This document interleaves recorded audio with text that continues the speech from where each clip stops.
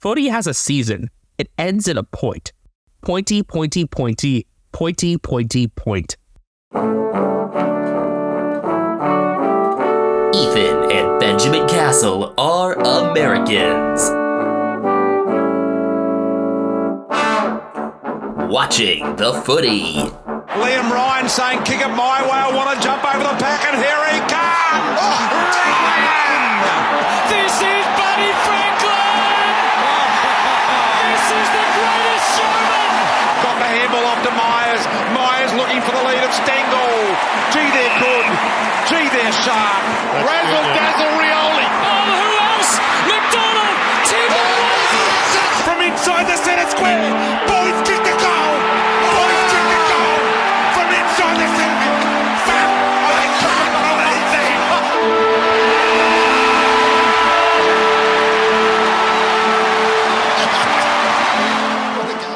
This is episode 199 of Americans Watching the Footy. I'm Ethan Castle, coming to you from South San Francisco, California. Alongside me, Benjamin Castle. I'm here. Here's proof. We're going to high five. Nice contact. Yeah. That wasn't just like me clapping. That was both of us physically here. And Brian Harambe's here to executively produce. Yeah, I'm here for about 3 weeks on my summer break, and it's much easier to record in person, so here we are. This round was nearly brought to you by the word bye. It was bookended by not buys. Yeah, home teams won the first and last game. Away teams won the other 7. I mean, a couple of those were, away teams in quotes. First 6 games of this round, the team that was leading at the 3/4 time siren was not leading at the full-time siren. And then all the games Sunday were not bangers, but 2 of them gave us some interesting talking points, and the other was a football game. Sydney 13-11-89 defeating Collingwood 12-14-86. While the Pies are not mathematically out of it yet, they're pretty fucked. Really, it would just take one win from any team in that 8th through 10th range? 7th through 10th. Oh, right. Wow. But yeah, this basically ends Collingwood's season. They led 78-57 at 3/4 time. They were the better team for much of the game, and then they weren't. They were up 84-57 early in the 4th after Ned Long got Tom McCartan holding the ball, and then the Swans kicked the final 4 goals to win it. Errol Golden kicks the winner with 4:16 to go. I was asking, does Craig McRae know he has a sub to use? And then nearly 33 minutes into the 4th quarter, he finally brought Joe Richards in for Billy Frampton. I feel like he should have pulled that trigger the moment they gave up the go-ahead goal. If not sooner, I think. We were talking earlier in the week about whether or not this was the right pick for the sub in the first place. Well, I like the idea of it.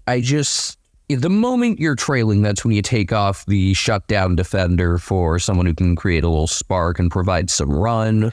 And that did not happen. And then Mason Cox played a pretty good game, but had a bad moment late where, well, first off, in his defense, I don't think anyone ever said no Sydney Rock, or at least I didn't hear it. And if I couldn't hear it on the broadcast, I'm going to guess he also couldn't hear it. But with 30 seconds left, there's a throw in front of Collingwood's goals. And instead of just catching it and trying to kick it with no opposing ruck, Mason taps it down and Nick Blakey is there. And then Luke Parker kicks it out to Isaac Heaney, and that ends it. Heaney, after a pretty pedestrian 3/4, had a monster 4th. Chad Warner had a huge 4th too, and I thought was best on ground. Played a great full game, but Heaney ends up sweeping the coaches' votes. And with that takes a lead in the Champion Player of the Year award. You know what I respect about that, though? That is clearly Craig McRae is not trying to make sure Nick Dacos wins. He's going about this with a degree of honesty, so I respect that. But yeah, Chad Warner was best on ground, and it's unfortunate that it comes in a losing effort, but massive credits to Steele Sidebottom for shutting down Golden for much of the game and doing pretty well himself on his 21 disposals. This was honestly not a great or well-played game, though it made for an exciting finish. It was just pretty sloppy. There were a whole lot of ground ball sequences that nobody could get a handle on. It was not wet. I think it might have rained earlier in the day, but the game didn't so much play like wet weather footy as it just did, it's uncoordinated maybe? There wasn't much flow to it, but again, the ending was fun. Before that, Not gonna lie, I was not like engrossed in this game. Neither was I, but that was probably also affected by the fact that I had driven all the way from San Diego the previous day and was still kind of out of it with my sleep schedule fucked up. But it was a fun finish. Yeah, I mean, that was a theme for Friday and Saturday this round. But yeah, I had driven, a good 8 hours the day before, and I also totally changed my sleeping schedule to do that. Actually, it was like as if I was waking up for a Friday nighter out west, because I left San Diego around 3:30 a.m. My entire goal of that, by the way, was to avoid LA traffic as much as possible, and I succeeded. Some things that I noticed, especially as I was rewatching, I was very glad that James Jordan was brought back into a tagging role, because that was something that was definitely missing for the Swans over the prior few weeks. And I noticed a pretty startling trend that the Swans are now 8-0 when Jordan lays at least 4 tackles. Just get him involved early, get him tackling, and that usually means you're paying attention to the right people. He only had 8 disposals, but 3 clearances and 4 score involvements, which included a goal assist to Luke Parker in the second quarter. And you can't really fault him for Nick Dacos's clearances in the first half, because that's not Jordan's role. He's a post-stoppage tagger for players like Nick. I think the Swans would have been better off having him or someone else capable somewhat of tagging to take on a better stoppage role, because, 9 first half clearances is damaging enough. None of the second half, though. I'll credit them for that. I think that was more of a team strategy there. Logan McDonald played much of this game in the back, and that seemed to be just a stopgap thing, especially with Lewis Melican out. I found him mixed to negative in defense, and I would have recalled Joel Hamling instead. I know he's played forward a lot in the twos, but you need more of an actual defender in there. McDonald did not play a great game overall, but he did have a key goal in the fourth quarter surge. He kicked the second one. It was back-to-back goals in a 45-second span. First, Will Hayward was a marking goal. Even throughout this stretch where the Swans were struggling, Hayward has definitely been positive. You highlighted that probably firstly from the Lions game where he played that second half injured. I also noticed that each of his 3 goals did spark better periods of play for the Swans. He's not quite a barometer, but maybe somewhat kind of like gasoline for them. I think that's actually a decent way to put it. Anyway, the next goal, the McDonald goal, it was weird. Mason wins the center bounce, and then nobody really went after the ball except Luke Parker. And then he kicked it to McDonald, who barely kicked it across the line, but got it there. Was everybody expecting a free kick? I don't think so. It might have been one of those sort of basketball situations where everybody boxes out and then nobody actually gets the rebound. The Swans finally embraced the chaos in the fourth quarter. They tend to be a pretty organized team, but they have enough players capable at ground level to win a bit chaotically, especially when you look at ground ball gets. Chad Warner had 11 to lead the game. Isaac Heaney and Luke Parker had 9 each, and then James Rowbottom wasn't that far behind with 7. Especially with Rowbottom back in, they can play more chaotically. That second game back for Rowbottom, you could tell he was much more up to speed. I thought even before the late surge, they looked a lot better. They looked more Swans-like even as they were trailing for a lot of this game. And had they lost, I still would have been less alarmed about them than a week earlier. And then they won. Especially because, as it turns out, they would have still held on to first.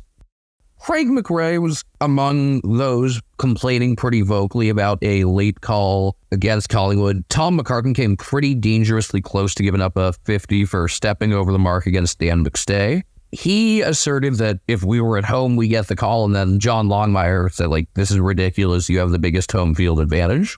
Fair. We can talk about this whole home field advantage thing so much, whether it's more of home field advantage or travel advantage. Here's the thing, though. I went back and watched this again, slowed it down, really looked at it closely multiple times. Fine with it not being called 50.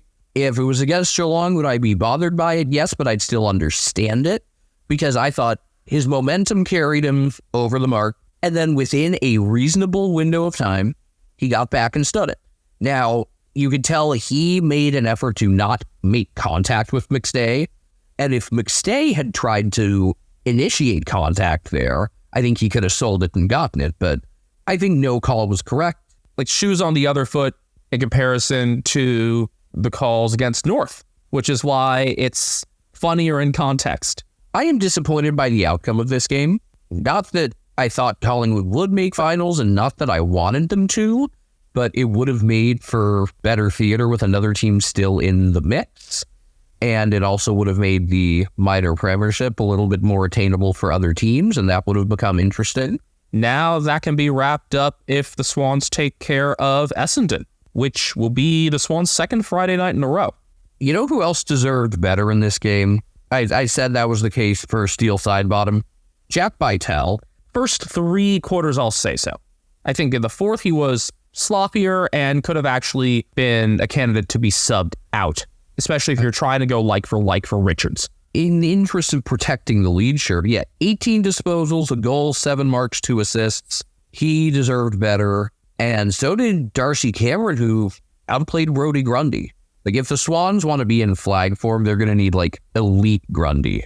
Because that was a constant throughout the first half of the season. Right now, it's average to above average Grundy? Yeah, but not, like, win you a flag. Because, I mean, there have been times this year where Grundy has been untouchable. Not just that, but, like, their best player overall. Brisbane 8-16-64, defeated by GWS 13-4-82. The Giants with absurd accuracy. That's been a trend for them over this win streak, but also the fact that they came back from 31-1 down at quarter time is remarkable in and of itself. 6 goals straight to 1 goal for in the last. Brisbane inaccuracy versus Giants accuracy was a theme over the course of the full game, and even though the Lions were up 30 at quarter time, they had kicked 4-7, and there were multiple other cases from their 19 inside 50s in the first quarter that didn't show on the scoreboard. Joe Danaher had to miss out on the full because, of course, he did. There were some poor setup kicks. Jasper Fletcher had one that Harry Perryman saw easily and marked. Lachie Neal had this kick to a vacant goal square when Kyle Lohman was open as a short option. And the Lions also couldn't punish the Giants' poor efforts at clearing from defense. So this could have easily been a 40, 50-plus point margin at quarter time and almost put away. But I think it would have been pretty much buried. Inside 50s for the first quarter were 20-4. Expected score 47.6 to 1.9. Remember, it's not just that it was 31-1. It was 4-7-31. And expected score only accounts for shots that were actually taken and had a clear result, as opposed to the other 3 that I mentioned and then some. And then the game flipped. The Giants started getting clearances. James Peatling's success sparked the whole team in that regard. And surprisingly, he was correctly regarded by both coaches as best on ground. This is a guy that wasn't able to get a spot for much of the year. There was a stretch where he got inexplicably dropped, and then they kind of went to shit. And good on Adam Kingsley and list management for learning from that. He sparked a lot from the second quarter. He and I would say Brent Daniels as well, because when Daniels gets thrown into the middle, time and again, he proves himself there. He forced issues with Dane Zorko off of stoppages, worked through contests, and was their pressure leader as well. Anthony Hudson said that you can't call Brent Daniels underrated anymore. I would disagree. I think he is still underrated, and it's going to take another finals run and potentially a flag for people to think otherwise across the footy world. Speaking of finals runs, Lachie Keefe hadn't played since the prelim final, and he was dead to you before this game. Actually held his own against Oscar McInerney, had more hitouts to advantage and a better ratio as well. And yeah, that didn't go absolutely terribly. Outside of the first quarter, he got his ass kicked in the first quarter, and then he really squared up, and I think he's one of the biggest things that tilted this game into the Giants' favor. Other huge things, I thought it was a much more composed game for Tom Green. Max Krzyzewski got some praise for occupying Harris Andrews. I mean, Andrews still ended up with his handful of intercepts, but limited to 7 marks for the game. And very limited in the fourth quarter. I think the Giants have a good setup now forward, because we thought they were going to be in real trouble without Jake Riccardi. But on the taller side, you've got Jesse Hogan leading the way, of course, and he kicked 3 more, so he's up to, I think, 61 on the season, still leading the Coleman race. Then you got Grzeski as more of the defensive assignment right now, and Aaron Catman is best floating in off packs. He's not great in 1v1 at the AFL level yet, but he had his second career 3-goal game. His first was round 2 against the Eagles. I think this is much more of a coming-of-age game for him, considering the competition and just the clutch nature of it. All 3 of his goals of the fourth quarter, he had their first of 6, then the equalizer, and the final goal. Hogan had one of those goals as well, and the other 2 came from number 2, Darcy Jones in his helmet. So the youngsters took matters into their own hands and ended up winning this game for GWS, and that is a big step forward for them. Because remember, Cadman was having a tough time cracking the side last year, and Jones, well, he had torn his ACL. He didn't get in until the Giants' first meeting with the Lions this year in Canberra, and you could argue that those 2 games against Brisbane have been his best 2 thus far. He would be what older people would call the straw that stirs the drink. I would call him the make shit happener. And what I mean, look, you'd still, regarding their forwards, obviously you'd still rather have Jake Riccardi, but I think they've made do in his absence. And yeah, Cadman, I mean, that's a guy, it's tough living up to expectations as a number 1 pick, obviously with the father-son rule and stuff. Like, if that wasn't a thing, he would not have been number 1, but he would have been a pretty high pick. And yeah, it's been tough for him to get consistency and stay in for full games. He's been subbed out a fair amount. And so for him to get that in the fourth quarter was pretty sweet. I think a lot of the Giants' selection has been in reaction to Riccardi being out. That's the only reason Grzeski's in, and that may be the only reason Keith ended up in with Kieran Briggs being rested with his shoulder soreness. I think Riccardi's utility there as a second ruck and extra forward option kept a lot of the other guys out. But it's great seeing this depth for the Giants at this time of year because Riccardi's done for the year after surgery on his finger. Couple of guys who deserved a lot of credit in the losing effort. Will Ashcroft, easy polished turd candidate. He is so back. Pretty quality game for Shadow Brain. Not only 11 intercepts, but 10 of his 19 disposals contested. Pretty good game for Cam Rayner, even though he didn't finish goals off. There's a chance he ends up costing Lockie Neal a Brownlow still. And it'll just be Nick Dacos in the end like we all expected. It would be really funny for another Brownlow winner to come from a team that doesn't make finals like Cripps a couple years ago. And once again, Brandon Starcevic, just like Grzeski tried to shut down Harris Andrews, I'd say Starcevic did an even better job shutting down Toby Green. However, the fact that the Giants have 2 potent small forward options, really 3, because you can flex between Jones and Daniels, very difficult for the Lions in terms of actual matchups, because Starcevic is their small 1v1.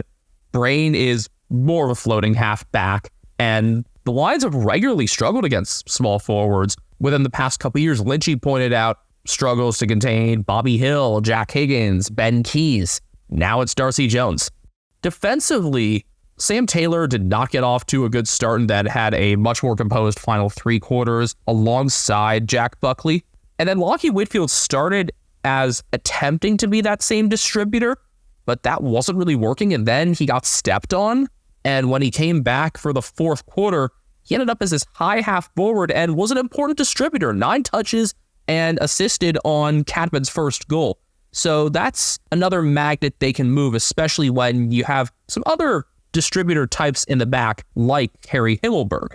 So this was a game that showed some of the list depth and versatility for the orange team. Interesting coming against the team whose coach has talked more than anybody about positional versatility. I want to also highlight Charlie Cameron, his 150th with the Lions, did get 1 goal. Obviously, the reaction huge. He had an even bigger reaction to this big holding the ball that he got against Toby Bedford close to halftime, just this huge signal for it and everything. And then he also turned his ankle celebrating Joe Danaher's goal in the fourth quarter. And even though he came back, the first thing I thought was Bill Gramatica. Bill Gramatica was a kicker in the NFL who, after a routine field goal, when he was playing, I think, for the Arizona Cardinals against the New York Giants, he was celebrating a 42-yard field goal, which is nothing special, and tore his ACL. Unit lost. Amazingly, he still finished the game? I thought it was like a game winner or something. No, it was literally just a field goal. That was what makes it such a big deal. You know, if it's a celebration for a winning effort, then Kendrys Morales' walk-off homer. That's actually what I was about to mention. Kendrys Morales wasn't tearing his ACL. Yeah. You see that? I would slightly understand in comparison. But no, this was just a field goal in a game they wound up losing. So, even tighter comparison here to Charlie Cameron. But in terms of players that stand out most positively, I'd say Ashcroft on the losing side and easily Pete Ling for the Giants, and I'm glad he's getting the recognition he deserves. Stats that are cool but do not matter. Fuck John Boy. Yes, he's a douche, but all 17 of Charlie Cameron's disposals were kicks. I think Brisbane only had 50 turnovers in this game and was a good 14.7% more efficient inside 50. You know, it's funny. Normally, when I get to the end of the round, the Friday game or Thursday game is the one I remember the least. This is actually the one I remember the least, despite all of the excitement in it, because it was exciting. I think it's because of what followed. Yeah, what followed and what preceded it. Oh, by the way, Collingwood won on expected score by 20. Forgot to mention that. There's your moral ashes of the week. And the Lions, they had an even bigger swing. The expected score margin was just about 32 points. So that is a 51 point swing in GWS's favor, because that's what happens when you kick 13-4 and your opponents kick 8-16. Who was it who had the huge expected score swing like a week or two ago? North against Richmond was pretty significant. That was like about 30-ish, but there might have been another. It was another GWS game. It was their 39-point win over the Suns, where the Suns won on expected score by 23. I think that might be the winner for greatest expected score swing this year. Except I really did think if you watched that game that the proper team won, whereas this one, I don't know if the proper team won. I think it's kind of a toss-up. I leave this game unnerved, not by anything that happened during the game, but by seeing Darcy Jones's hair. I just think of him as Darcy Jones and his helmet. And then seeing Lynchy interview him after the game, it's just like, wait, who the fuck is that? Oh. It's like when Meg takes off her hat and you learn why she wears a hat all the time. Or also just like NFL players when they take out their helmets, just like, oh, that's what you look like. But more unnerving. Probably just because it's a rare thing in footy. Oh, they were actually doing helmets in this game. Oh yeah, Dara Joyce was wearing one because he kind of broke his face. Broke his jaw, I think, during Q Clash and was already back. Pretty impressive. North Melbourne, 14-13-97, defeated by the West Coast Eagles, 15-12-102. Thank you, Oscar Allen. Quiet start to the game, and unlike most of his games this year, he actually turned it around, ended up kicking 5 and was a candidate for best on ground, kicked the winner on a close-range snap with 18 seconds left. I'm amazed by that. I'm amazed by the actual Eagles contingent that was there, even though it was only a couple thousand. They were loud. And I was also amazed that the Andrew Gaff sub job wasn't a complete failure. In fact, I would find it a success, especially because he got that mark that ended up leading to the Allen goal that was just involved. It's his penultimate game. He'll have his finale at home this coming week against the Blues, a game that doesn't seem entirely out of reach now, as crazy as that sounds. You seemed very mad that Clay Hall got subbed out instead of Harvey Johnston, and then it worked. Yeah, it didn't end up being as much of a factor, but I think Hall could have provided more in terms of physicality inside, because Gaff is traditionally a winger and Johnston was quiet, but they ended up turning things around enough anyway. Another surprising comeback for the Eagles, and just a really high-octane fourth quarter all around, because it was 10 scores to 7 goals 3 to 4 goals 3. And yeah, just the final goal with 18 seconds left, the Eagles kicked the final 4 goals in the space of about 5.5 minutes game time. Let me just see. Elliot Yeo, Allen's fourth. Jamie Cripps popping up again after some selfish goes at goal earlier, and Allen for the fifth. I only watched the last couple minutes of this, but I am looking forward to going back and watching because, when these teams are playing against level competition, it's a lot easier to gauge more of their players and learn something. So while I have not watched that yet, it will happen in the next couple days, and I'm just excited about it. I think my favorite observation is from Footy Degenerate, at Footy is my jam. Great account, by the way. North have tanked the wrong game in the wrong year at Tassie. So much of this game started with the Eagles struggling to have an answer for the triumvirate of Luke Davies-Uniacke, Tom Powell, who's taken a huge step up this year, and Harry Sheasel. The Eagles don't really have a capable tagger. Liam Duggan was tested in that role and didn't do a great job at it, but was functional enough because when the Eagles win, Duggan is usually a positive player. You see Jack Graham being employed as a tagger at Richmond this year. I hope that keeps up if he does go to the Eagles as is expected, because every team does need one, if not two, tagging options. Yeah, you don't have to employ it all the time, but you gotta have it. Sometimes you run into a star player who's having a really good game, or just doesn't have to be a star player, but when an opponent has a really good game, throw someone on it. And you could have expected that from the start for Davies-Uniacke or Sheasel or both. So next year, if the Eagles have a combination of Graham and healthy Elijah Hewitt, I think they would go for it right away. I guess that also means you can keep playing Jinby further back. Yes, and I think that's going to be necessary in a post-Tom Barras future, and it was even more necessary in a game without Harry Edwards. Jeremy McGovern, though, stood up on his own and could also be in the best on-ground consideration. I think it's between him, Oscar Allen, and potential All-Australian ruck, although he'll get robbed, Tristan Cherry. It's got to be between him and Grundy. I feel like Gawn would somehow work his way into the conversation above Grundy because he's Max Gawn. Max is having a very good year, but I don't think he's captured the year and made it his moment. Especially post-bye, Tristan Cherry has done that and then some. Like a lot of Eagles games, so much of this game was based around center clearance, and so with Davies-Uniacke, Powell, and Sheasel able to win and get out the front, North got out to a pretty handy start, but West Coast were able to work that back, and it was really a team effort there. I expected them to work their way back into this game because that's how the Fryer matchup had flowed. I just didn't think they would pull it off in that sort of fashion. I remember you saying to me at one point, oh, you're not going to need to watch this. It's no, I think they're going to make a push. They did. I did not think the ending would be that good. And it's not like North were the only one making some big fuck-ups. There were a couple times that Charlie Coleman committed to the contest instead of his assignment, that being Allen, and that cost North a couple goals. But then, near the end of the third, Ryan Merrick had this really dumb high tackle on an out-of-bounds Paul Curtis that erased some of that. Merrick was able to shake that off, though.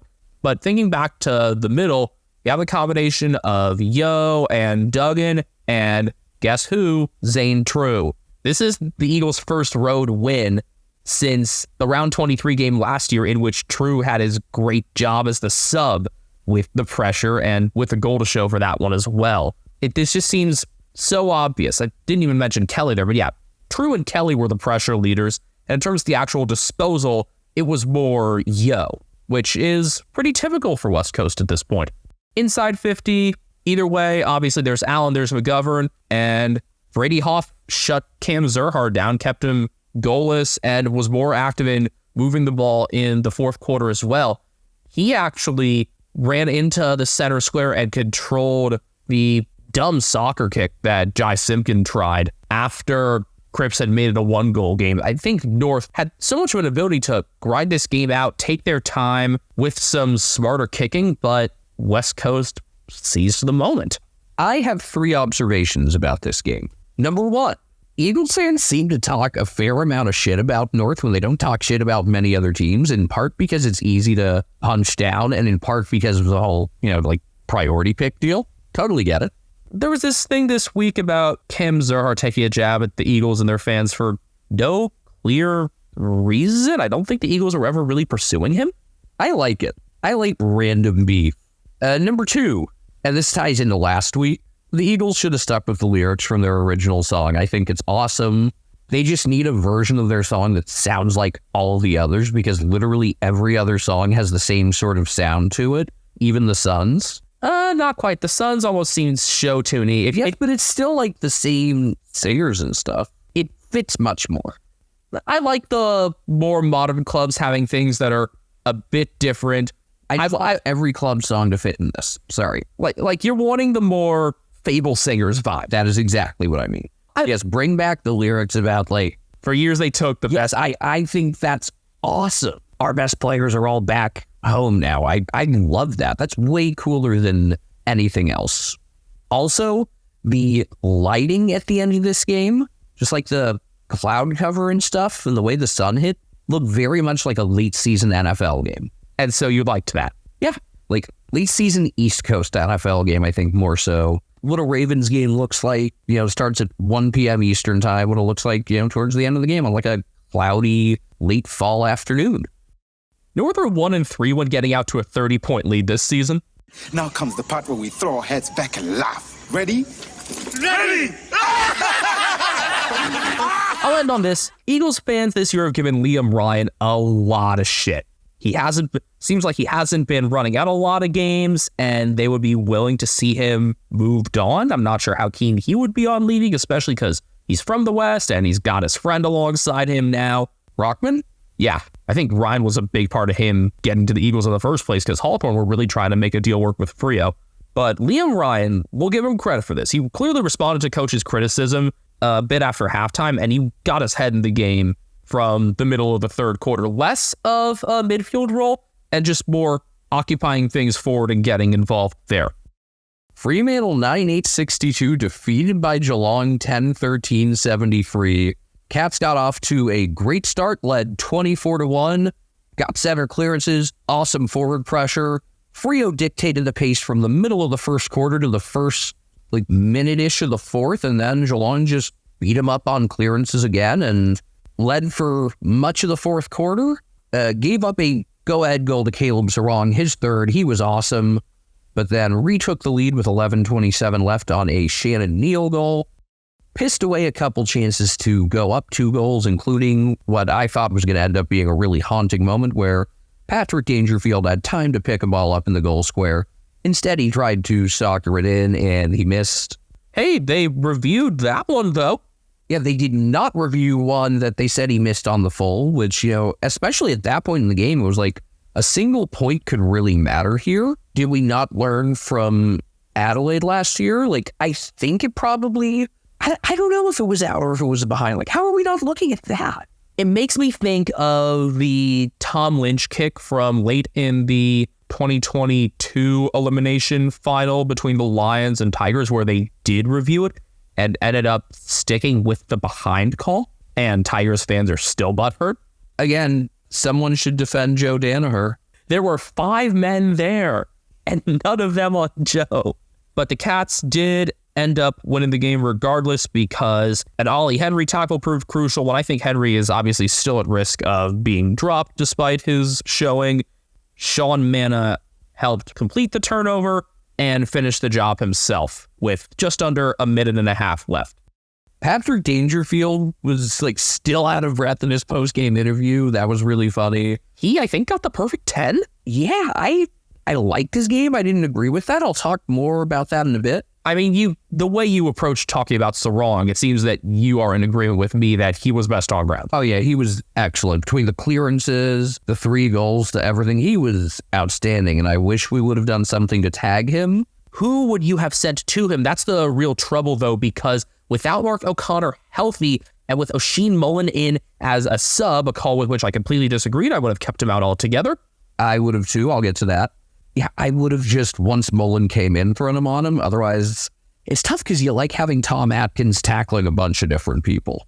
And Atkins isn't the fastest, so I don't know if he would even make a great tagger. Even Manna could. That would take away so much from what else Manna could do, though. I mean, we have talked about Manna being a potential tagger. Honestly, with his speed, what about Brad Cloaks? He'd hardly been involved before that final turnover. Yeah. So I wouldn't be opposed to it. I even wouldn't be opposed to Brian Myers having a go at it, even after his Gryanell goal. This was ridiculous. Right snap from the right pocket out of nowhere. That was really cool. He's one of the few players who can totally shape the kick with the boundary, just because of his, we get to say it here, Unique kicking style. unique kicking style. He was so humble about it, too. Really funny. Well, he was just He was very unassuming. haven't tried much of that since the under 18s. And looking at you, don't have to downplay it so much. Look, you're a guy who kicked 7 in the under 18s grand final. We want to see more of this from you. And he didn't have too many great inward options either, so I love that he took it on. Jeremy Cameron was chaired off. One of the guys chairing it was Brad Close. They are really tight. They golf together all the time. They do a lot together. It's a pretty awesome friendship. It was him and Mitch Duncan, I think. I mean, Duncan has been carrying off a lot of them just because, especially for the time guys who get chaired off for the milestone guys, he's one of the people who's been around them the most. But this was one of the ones where, there was a clear height difference there, and it did make it a bit funnier. We still need to see, Tim English and Caleb Daniel carrying off somebody together. Maybe Tanner Broom would have done it, but he got concussed. Yeah, I don't think you'd want a concussed guy tearing off someone. Cameron got a full guard of honor from both teams, which normally for anything before 300 games, no, but for one of the best forwards, totally deserved. Did Zach Merritt get a full guard for his 200th? Did he? I don't know. I know Caden Corns was pissed about that one. I don't think you can be pissed about Cameron getting a guard. Anything, honestly, 250 is a good starting point for getting chaired off. Trelors, for example, completely deserved. So I will nitpick about Chris Scott's lineup decisions. I would not have taken Jed Buse out. I would have kept him in over someone like Zach Tui.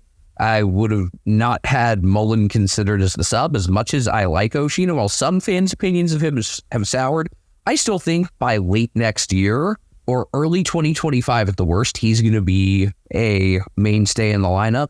He's just got to work on some of the instincts. There are still moments where he doesn't realize he's about to get run down when he has the ball. But, the athletic upside is nuts. He's crazy fast. He's got some great handball skills. It's there. I just wouldn't have had him in to begin with because I don't think right now, when you're in win now mode, he's AFL level. I would have rather given Mitch Nevitt another shot or gone with another tall defender and Connor O'Sullivan or, like I said, Jed Buse. I was really surprised that with Sam DeConing out, O'Sullivan was not brought up, but enough was done. I think had Josh Tracy been in, you could have really considered O'Sullivan in that mix. But in terms of the tall side, Cameron did his job and Reece Stanley held his own again. Reece Stanley was excellent. First off, Sean Darcy was laid out 30 minutes to game time. That was huge. So Frio were down Josh Tracy, Sean Darcy, and Alex Pierce, who, along with Michael Frederick, tends to play his absolute best against the Cats. And Matt Taverner was no good replacement for that. I get the like for like there, why he'd be the sub. I don't know what other tall options there would be that could be emergencies for Frio. Actually, no, there is one. Liam Reedy. I'm surprised he hasn't gotten an AFL game yet. The ruck forward who's been waiting in the wings. This would have been a situation where if you were already down one ruck and you were concerned about Darcy, then Reedy would have felt like a very understandable emergency. I'm surprised that I hadn't thought about that before. So, on one hand, I was critical of some of the lineup decisions. On the other, I thought, despite the previous matchup problems that the Cats had, Geelong had lost 3 straight to Fremantle heading into this game. I thought they handled the actual game plan really well and did a great job just withstanding some of the pressure that the Dockers put on. There were only a couple of times where they were not able to find any sort of operation out of the defensive 50. And more than anything, they were just ready to play a game where Frio racked up a bunch of uncontested possessions, passing it around, and they made sure that when the Dockers did that, they didn't really have a lane to go through.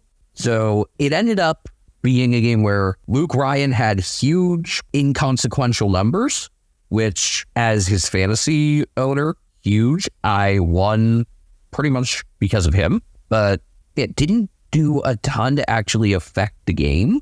You could argue the same for Brendan Cox? Yeah.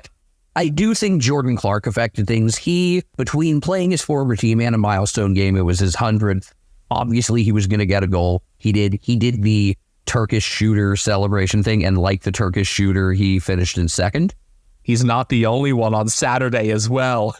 By the way, earlier this week, Clark had said some pretty nice stuff about like his development at Geelong and relationships with people there. Tom Hawkins giving him his first goal. Yeah, so that was nice. There's no like animosity there. He was not getting opportunities, and he knew that he could get them back home. So good on him. It was also a big game for Jeremy Sharp, but they made sure he wasn't super effective. The two biggest guys, and I think, again, best on ground, I'm surprised Caleb Saron didn't get the perfect 10 because he was great. And while he was a little bit less effective in the second half, and I got to go back and check to see who really shut him down, I thought Hayden Young was terrific again. A pretty cool moment where my favorite Geelong player and then my favorite non-Geelong player of this season kicked back-to-back goals. Now, it would have been nice if they had learned from the Essendon game last week. I'm sure it happened in film, after knowing, like, we can't let Hayden Young just run through the middle off a center bounce, and then they did exactly that. It was frustrating. But for him to get a pretty cool goal right after Ryan was pretty neat. Is that like your favorite dueling goals since Ash Johnson and Jeremy Cameron in the qualifying final? I don't know, but it's up there. Want to give credit to not just Reece Stanley, who not only dominated hitouts, really kicked Luke Jackson's ass in the middle. I thought Mark Blitzov was going to be the one to do that. And they did rotate Blitzovs into the middle a bit, and of course gave Shannon Neal some forward hit-out opportunities. Shannon Neal, low numbers, but drew a ton of praise from fans. People really liked how he played. I think when you get up towards like 30% of your hitouts being to advantage, that's good.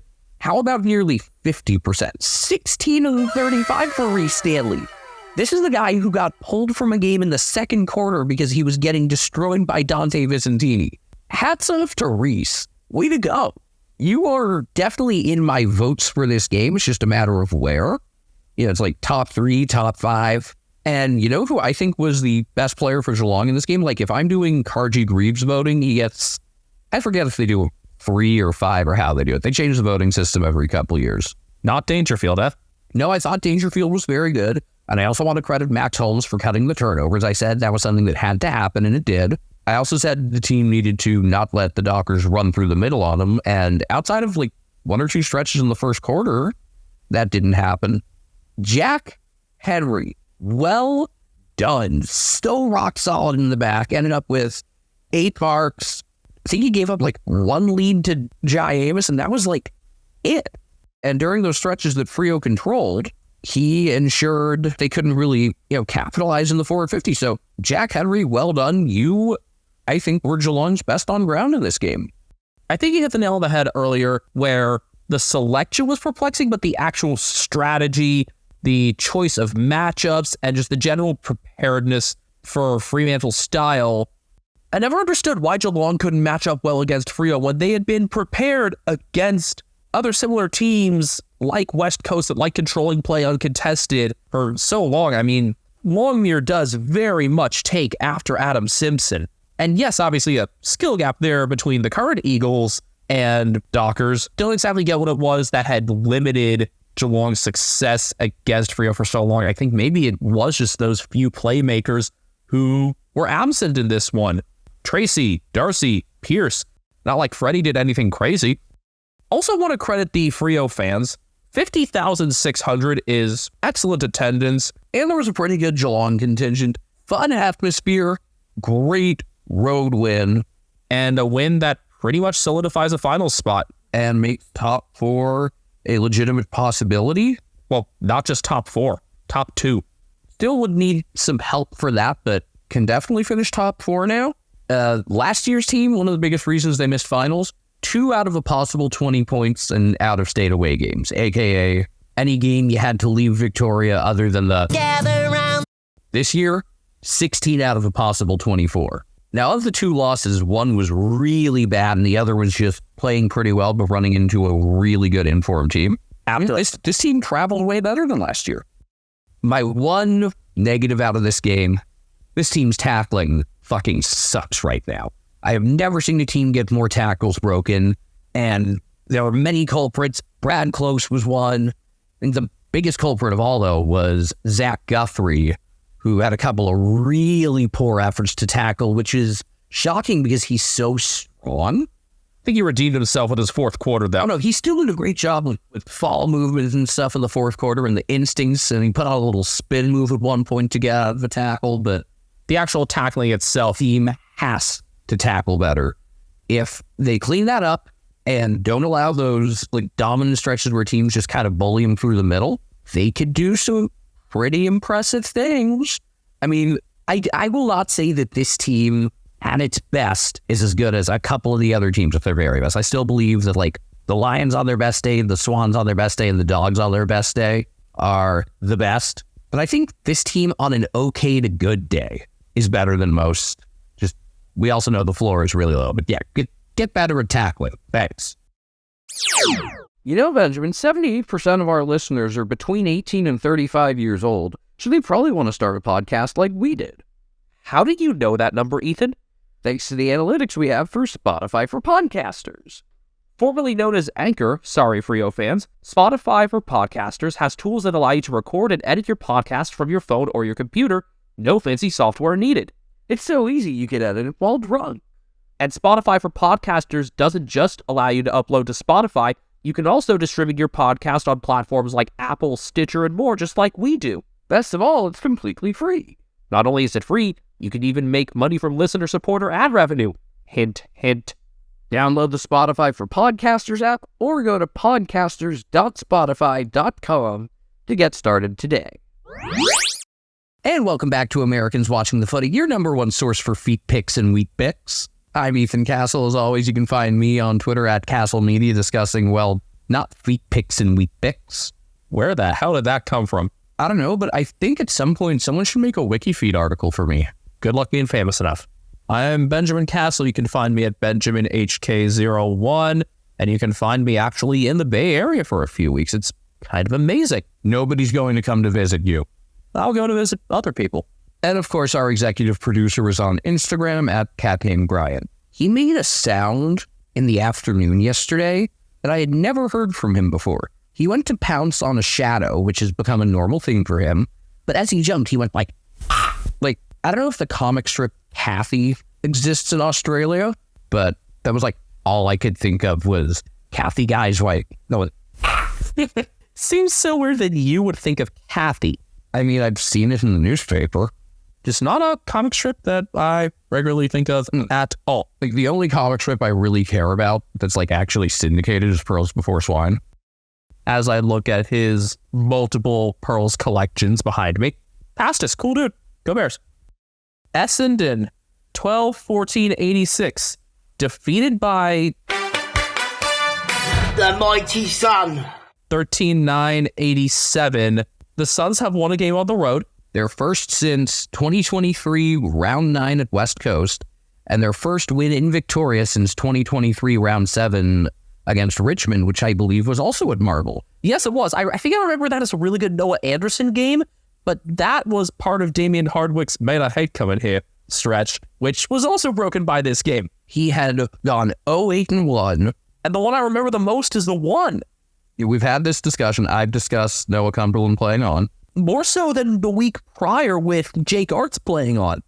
So it's the third after the Siren winner in Suns history. And I had mentioned within the last couple weeks of previews how long Essendon have gone without an after the Siren winner. And now it comes up again. And like, I know, the days since Essendon won a final bit is pretty cool. But how about days since Essendon won a game after the Siren? By next year, it's going to go toward 41,000. On the 9th of August, 1913, Jimmy Gordon kicked a winner after the Siren for Essendon to defeat University by 2 points at the MCG. 111 years and a day later, the Bombers lose after the Siren again. Like, I feel bad, but also I don't. So this was a game that's going to be remembered for the fourth quarter, where Essendon kicked 1-9 and had many chances to put this game away and never did. Hey, they won the quarter. They did win the quarter. And like I said, the team that was trailing after 3 quarters led at the fourth quarter Siren. And now this makes 3 after the Siren losses in a row for Essendon because Jamie Elliott, Dan Houston, and Mac Andrew. What the hell? Mac Andrew's a forward. This actually is sticking. And with Jed Walter in the lineup too, I wasn't really sure how things were going to work with Walter being selected again, if things were going to get too crowded there on the tall side, if they're going to swing Mac backwards. And when you still got guys like Ethan Reed to consider in the future as well. But for now, Mac Andrew as a forward, it's working, and Ben King isn't stepping on his toes either. King nailed his first shot. He ended up 3 straight. Andrew, 4 straight. You mentioned Jed Walter. It took about 3 minutes from the opening bounce for him to injure somebody. Jake Kelly was bleeding from the head. Again, this is not intentional. Jed Walter is just a very big, strong person. And sometimes when you collide with big, strong people, even if they're not trying to hurt you, you get hurt.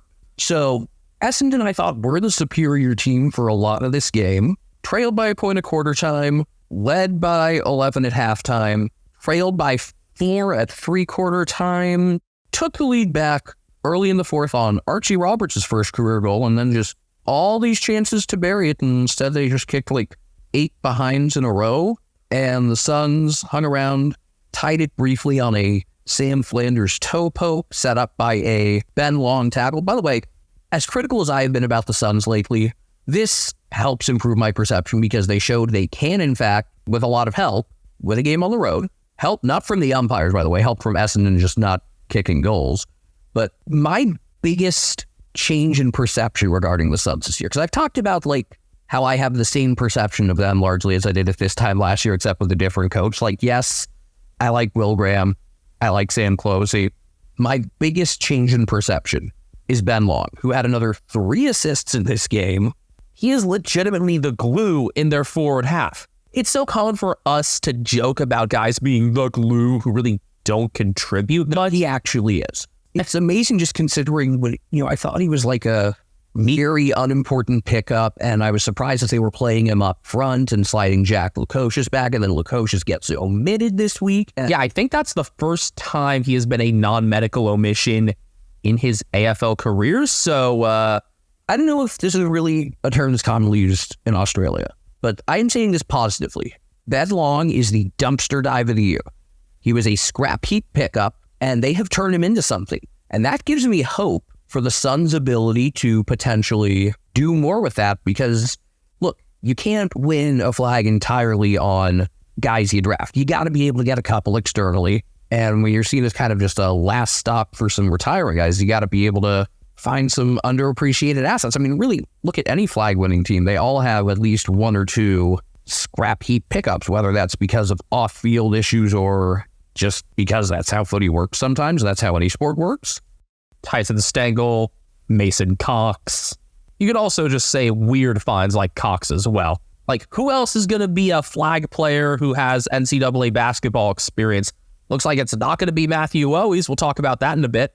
I mean, I'm not ruling anything out with this season, but it's got to be frustrating for Essendon when they actually had a bunch of things that went right in this game.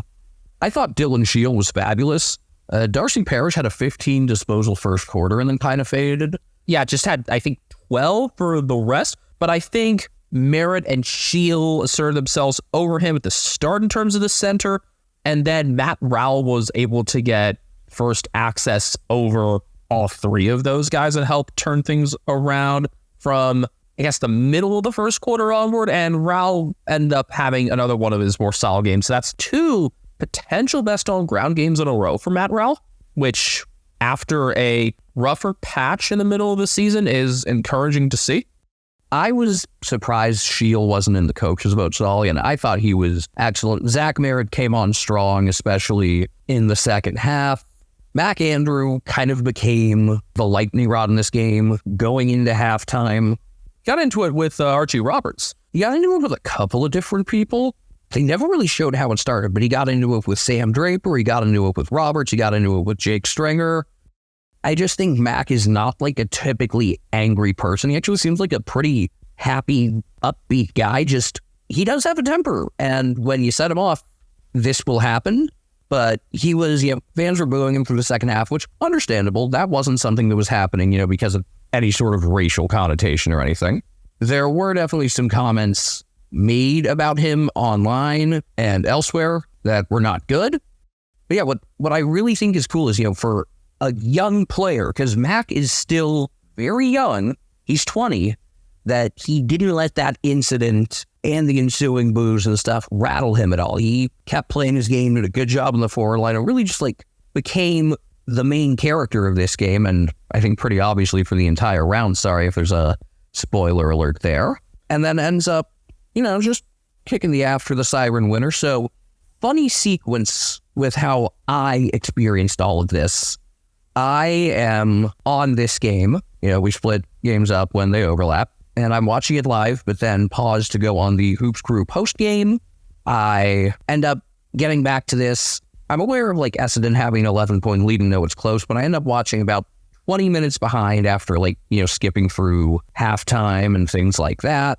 The TV has the Melbourne Port game on FS2. That ends before this one because that one had fewer goals and fewer delays and such in turn. And after they show Port singing and stuff, they cut to Mac Andrew setting up to kick with time expiring. And then it cuts off and goes to commercial. So on one hand, I would have loved to see it live.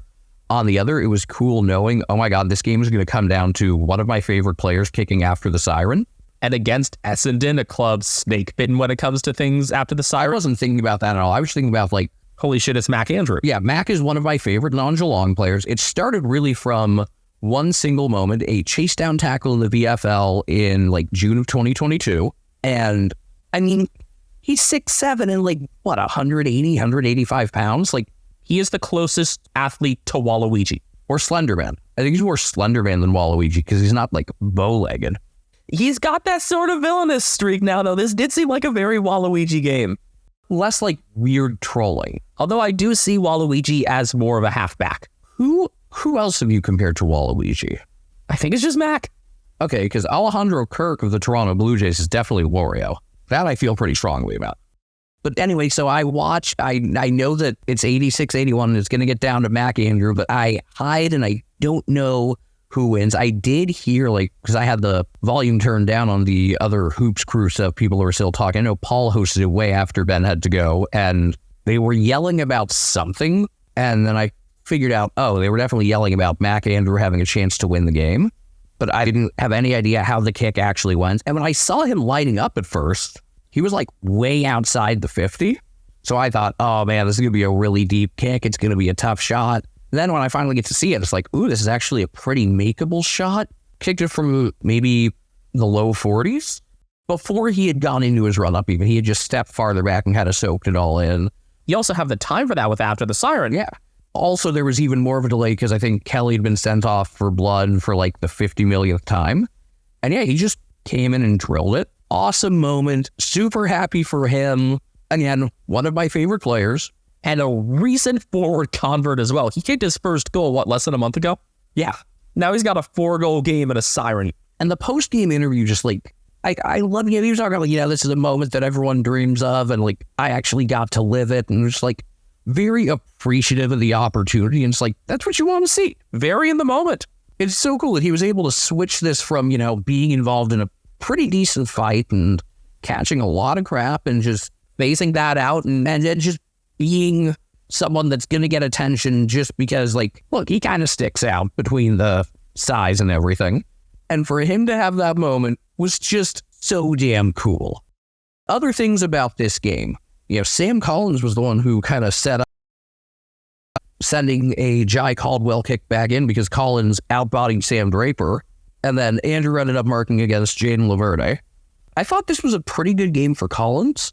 14 disposals only, but I thought he actually moved the ball pretty well and showed something besides just some interceptability, because we've seen some games where the interceptability's been really good, which have typically been home games, and we've seen games where it's been really bad, which have typically been away games. And seeing him be able to press forward a bit and help advance play is huge. Yeah, he was very involved with that, especially in the second half. 8 of his possessions were contested as well, and that's definitely not something normal for him. I mean, I'd see, you think of contested marks, but yeah, I mean, if the actual disposals being contested. And I was surprised that, it's more Essendon's fault that Gold Coast didn't collapse without Collins having as much of that defensive presence, because, Charlie Ballard still hasn't been all that this year. I think inside 50s for the fourth were 19-8. Bailey Humphrey sparked the Suns' offense early, started hot. Still would love him to turn that into more of a full game. He really hasn't done that much outside of Darwin, multiple times in Darwin, over multiple seasons, by the way. Couple assists, though, which is a bit rare for him, like him being not at the complete end of chains. Also, Essendon got bailed out in unfortunate fashion from a pretty bad decision, putting Nick Cox as a defender, who I like as a midfield player, and said they had him as a defender mostly against Ben King, and he was getting his ass kicked. And it's unfortunate that instead of just getting switched off of the matchup, he ended up getting concussed, colliding with Jaden Laverde. I wish he had just gotten switched off of that matchup because the coaches realized, hey, this was a dumb idea and we should have never done it in the first place. But his injury there actually kind of ended up saving them there, and it got not dead Ben in the game. It was a tough spot for Essendon because they're down Ridley and they're also down Dersma. So there was an opportunity to move him up to the wing, although you wouldn't want to take away from Harry Jones's game. But Cox has not shown great defensive ability all year, and I've been trying Nick Hine doing that. Even as much as I like Hine as like a scrapper, contested 1%er guy. Man, Nick Hine, that's a name we haven't heard in a bit. Yeah, I think that was a poor lineup decision. But from an Essendon standpoint, I would be really frustrated because, again, Parrish, it was one quarter, but it was a great quarter. Shield was probably his best game. Merritt, solid. Caldwell, all right. Durham showed some flashes late, and you don't have anything to show for it. And I mean, they were probably fucked to begin with, considering they finished with Sydney and Brisbane. But now they're really fucked. And just, if I'm an Essendon fan, I am approaching things with a sense of reality and will not pick them to win a final until I see it happen. But I mean, the way the season started, even if it was like, okay, this isn't a great team, we might be flawed, but we keep winning games, we at least put ourselves in position to make finals. I would have felt like extremely confident in my team playing finals. It's a startlingly similar arc to last year. And I don't want to go further with it because a lot of the pieces are different and are being used differently.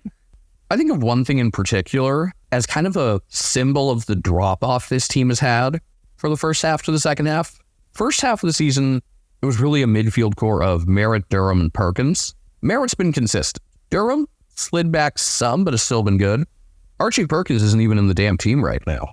I mean, credit to Jai Caldwell for stepping up and being a player near the ceiling of his capability, but Perkins has really trailed off, yeah. Yeah, and I mean, he's a young player and he's still got plenty of time, but his decline in form has coincided with the team's decline. We talked a good bit about the Suns here. We're probably not going to talk about them a ton of their remaining two games because they're extremely inconsequential, unless it could determine Richmond playing for the spoon. And I mean, there will be some, sentimental, dusty, Dimma stuff at that finale, but they will have no bearing whatsoever on who can play finals unless something ridiculous happens with Melbourne. I think they and Melbourne might be the two least consequential teams out of the 18 these final 2 weeks. That's something I know you're trying to help decide, like, which teams are the most consequential, not just to themselves, but to others. The most consequential easily is the Orange team, fighting for any outcome between second and, in the weirdest of situations, missing. And they've got Freo this week, and then they travel to Ballarat to play the Bulldogs. And if there's any wind, we know how that could go. Pretty much every team of the, let's just think of it as 9 teams with hopes of playing finals. Pretty much all of them have something hinging on GWS, and probably something on Fremantle as well to some extent. GWS, Freo, and the Bulldogs are the key players in this. Melbourne 7-9-51, defeated by Port Adelaide 7-11-53. I had this game on in the background and was mostly just paying attention when somebody scored because a Port loss would have definitely benefited Geelong. That did not happen. I know the horny one got a lot of positive reviews. Here he is again, the horny one. And the coaches' votes that came out of this game were pretty interesting. 7-7-7-6-3. We did a little bit. I mean, there's some you can determine just off of figuring out who was given a 1 and who was given a 5. And figure out that Max Dawn, one coach gave him a 5 and the other gave him a 1. One coach gave Travis Boak a 1 and the other coach gave him a 2. And then the other votes were evenly split with a 5 and a 2 and 2 4s and 2 3s to the horny one, Zach Butters, and Kazi Pickett. Oh, Who called Kazi going off? Who said he was due? 4 of the Demons' 7 goals. 4 goals, great. Of the Demons, 7, not great. And they did it to themselves a lot with some poor entries and getting outdone a lot in the middle, which is not a huge surprise for Melbourne as a whole. I think overall, Port did control more of this game, be able to force the ball through the corner a decent amount. Horne-Francis had the right sort of midfield and forward split, which is a common theme across Port's better games these last couple months. I know Todd Marshall got hurt, so I assume that sent Horny one forward more. Is that correct? Another concussion, because that's just what happens with Todd Marshall. He had just come in for Mitch Georgiadis, who was out with a hip injury, and I just feel terrible for Marshall in all this. But yeah, that did trigger Horne-Francis to go forward more in the second half, although I want to credit Quinton Narkle for holding his own on the small to medium side. He ended up having the last goal of this game with 6:40 left, and then there were a couple behinds, one that Narkle nearly kept in play off a Horne-Francis set shot, and then a behind that Ed Langdon forced from a Dan Houston overlap. I'm surprised that Horne-Francis got forward more when, Narkle is a forward. So, you subbed in one forward for another. I think a lot of it was just him following up from his work in the middle and being able to run with the flow of play. He's got decent endurance, so I think that was a big factor there, and especially when you've got older pieces there more on the outside in Ollie Wines and Travis Boak, who had another really clean game for him. He's had a really nice past month or so. Things kind of funnel inward from those older players into particularly Horne-Francis because he's got more of the forward ability than Butters or Rosie, who I find games for themselves. I truly don't know because did not look at this game closely, but just off of the score, it does prompt the question. Was this game ass? You got the more entertaining game. I think this was a little bit tough to get through at times. This is not a game that I would show to newer viewers of footy because there are some lower scoring, more defensive games that are legitimately fun. Like, you show people a competitive rain game, and they get it. This one, though, it wasn't that it was rainy. If Port have had better defensive structure, Alir was able to play off the back at times and had the right sort of split between playing off the back and having a primary matchup, which was largely Jacob Van Rooyen. And I want to credit Logan Evans as well with just holding down his spot. I think Alir has been more free to play in a better spot, and everyone has in general since Logan Evans came in. It's allowed Houston and Farrell to play more freely, just everybody there. And Miles Bergman on the small side had some key wins against mostly Kazi Pickett, but also against Jake Melksham when he came in the fourth. That's another gripe for me. Jake Melksham is the sub. Yeah, that seems like an odd sub choice. Who did he end up coming in for?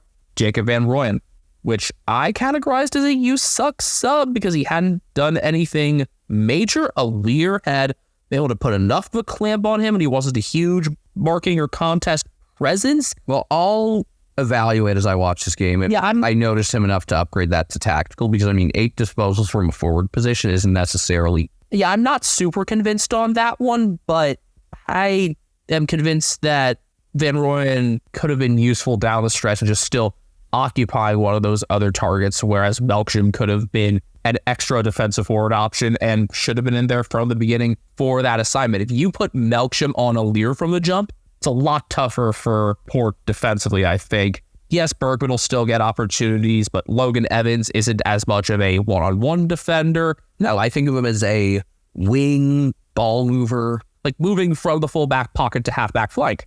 Yeah, and kind of moving it usually from the outside to the middle. I usually think of, like, the average Logan Evans kick starts from the pocket and usually goes towards the center square. And it's usually a very good kick, and that they were able to elevate him through the midseason draft, again, really adds an important dimension to this team and makes them so much more versatile, because this was a team that I had complained a few weeks earlier.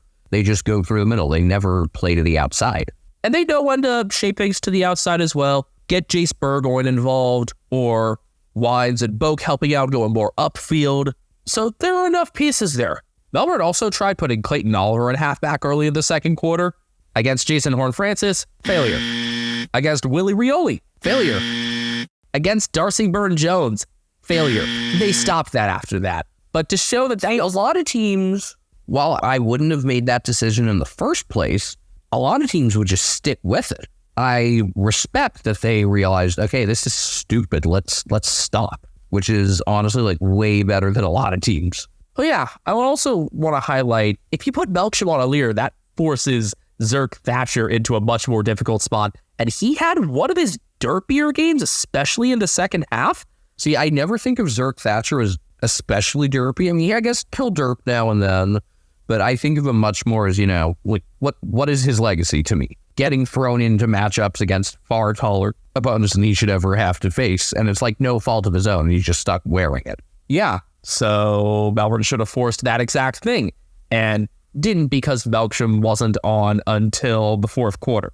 So who would you have made the sub out of that 23? You won't know this after editing, but it's taking him a long time to figure this out, which tells you that it's just a weird selection of players altogether. Perhaps Colton Tolstra.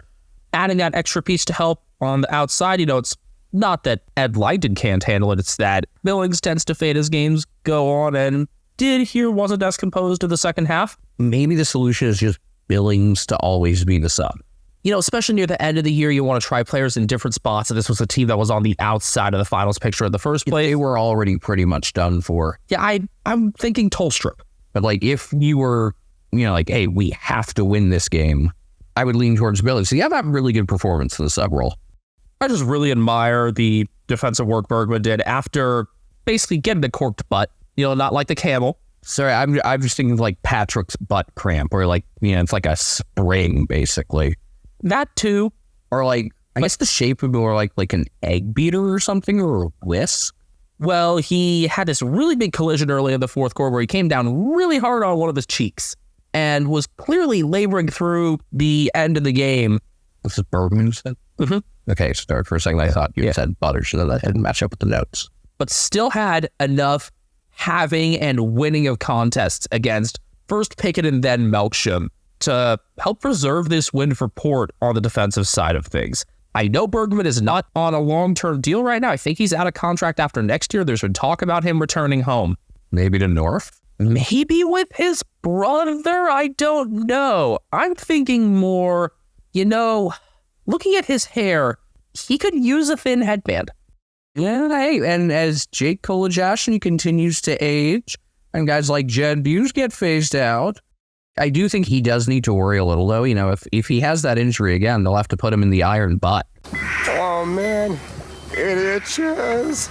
Max Gawn, no surprise, was one of Melbourne's better players. Did get the 5 from someone. I'm going to guess Simon Goodwin. He was the better ruck against Jordan Sweet, and he also had a magnified defensive role with Stephen May out. He was often back there in the goal square as a last intercept option and had, I think, 4 or so intercept marks. Without that sort of sliding back from him, this game could have gotten well more out of hand because Port had better entries, especially through the corridor. So give Gawn credit for his back half role, especially. I think we've mentioned before, he is easily the best defensive ruck in the league. Carlton 5-8-38 defeated by Hawthorn 16-16, 112. I used the clip earlier, but I think this is the more appropriate time for it. Let me get that George of the Jungle clip again. Now comes the part where we throw our heads back and laugh. Ready? Ready! After the first quarter, Hawthorn outscored the Blues 91-17, and injuries had a fair amount to do with this, but I think it was even turning into an ass-kicking before that. Let's talk about the injuries from the start, though. So less than 5 minutes of clock time into the game, Jack Martin and Lockie Fogarty smashed into each other. And at first they were both just getting patched up on the bench. Martin had a little blood, and then he might have hurt his head or shoulder, but he ends up getting subbed off at quarter time with what's called a hamstring injury. So in comes Alex Chinkata. Weird to have a tagger as a sub. I kind of like that, actually. He did a good job taking James Sicily out of the game, but it didn't help with much else, and then they switched him to Dylan Moore, and that did not work at all. That helped even less. Then they lost Fogarty, ruled him out with a collarbone injury in the second quarter, so we'll see how long he may be out.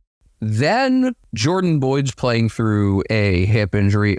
He finished this game, I think, with 0 touches. You can't compare this to the Tony Snell game. No, because he was actually playing through some shit here, and Boyd has shown his worth as a small defender. I thought they were dumb to omit him a few weeks ago, and they were right to bring him back in. It just sucks that this happened. Yeah. Final stats for Jordan Boyd. All zeros across the board with 50% time on ground. 4 pressure acts, 2 spoils. That he played even 50% is very telling for how injury-plagued Carlton ended up. They came close to pretty much finishing this game without a bench. Charlie Curnow injured his ankle behind a play where the Blues actually got a goal. Forgot that part of things. That was a Blake Akers goal. Yeah. Akers was one of Carlton's more productive players. Curnow had been an injury concern coming into this week with his ankle for, I assume, something that happened last week. I totally get why they played him. It didn't work. He wasn't particularly involved even before he got hurt. I also wonder if Boyd was dealing with anything heading into this game. Again, I can totally justify why Curnow was in there. I would not be able to justify that with Boyd, and I like Boyd.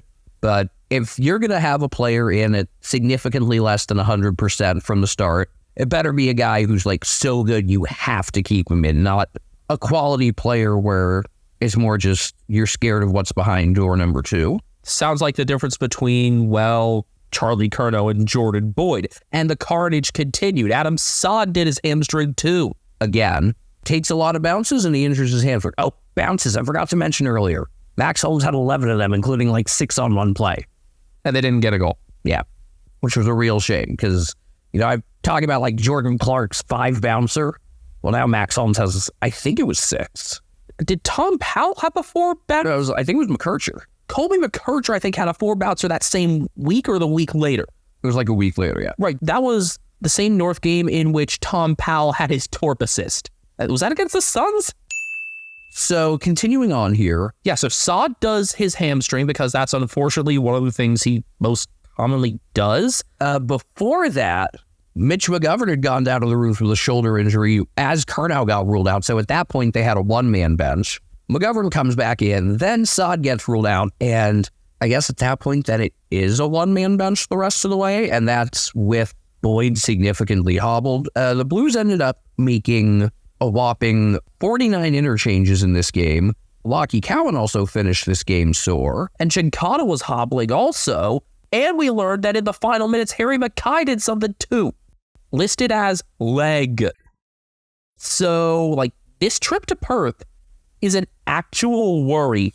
And Frio fans and players and everybody with the club, you'll have to cheer on Andrew Gaff in his finale.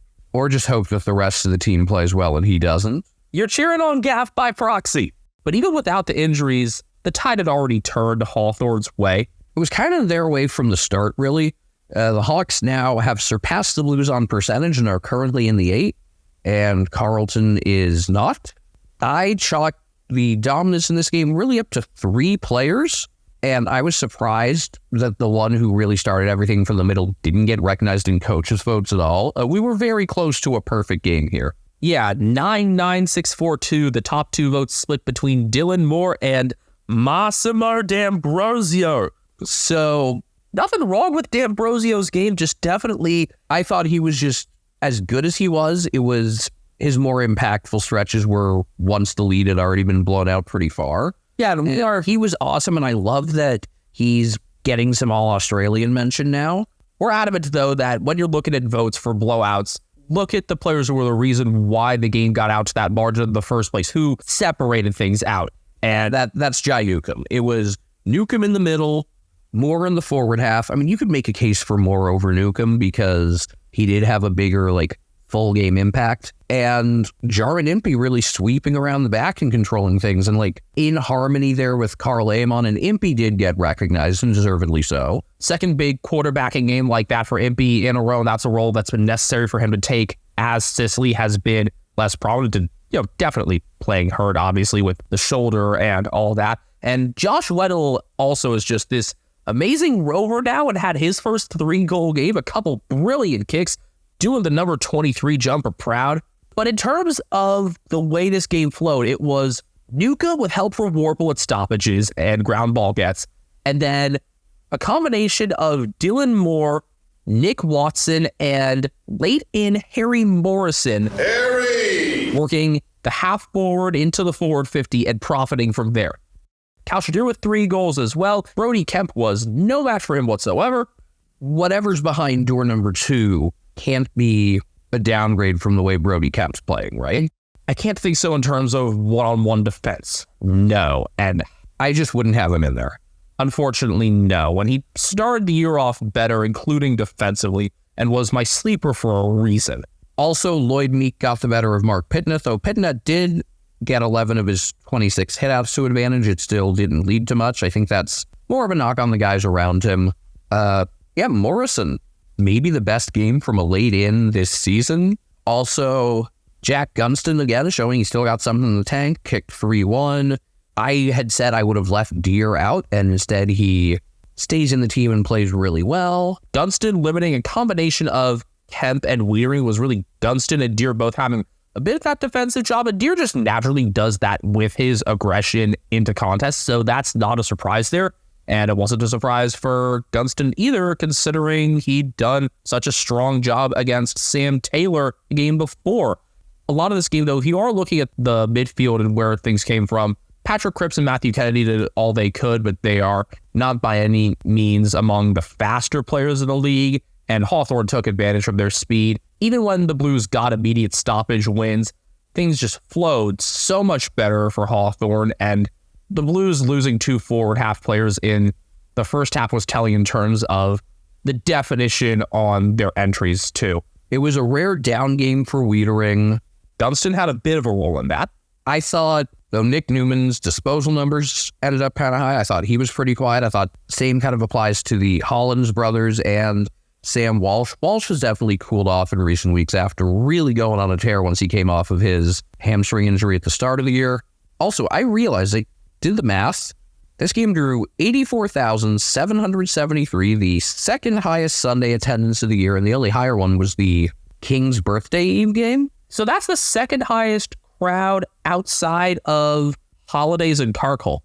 If you make the assumption that most of the people in attendance are Australians, 1 in every 310 or so Australian citizens was at this game, which is just an insane number to think about.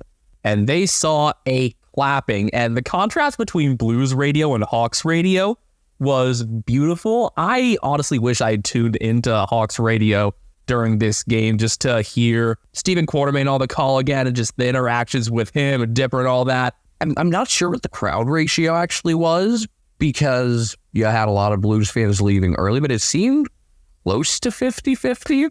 I would think probably 60-40 in Carlton's favor. It was a Blues home game. They definitely had the big Blues Brothers presence behind one of the goals. I did like that.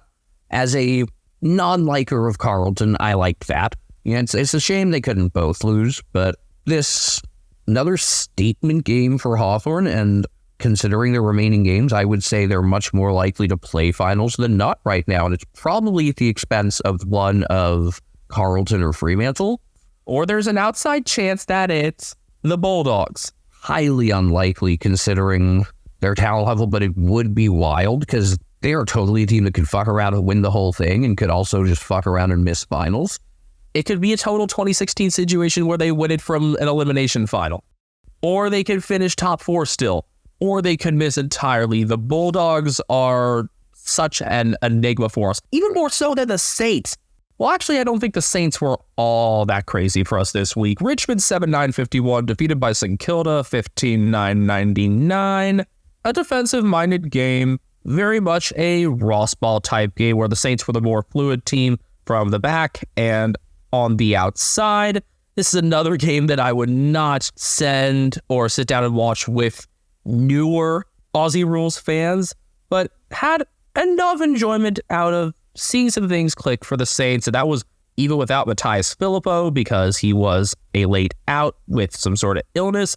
It allowed Paddy Dow to come back in and play against his brother Thompson, and Paddy had a strong game in that respect, and you could argue him into some vote consideration. I think he did get some coaches vote love.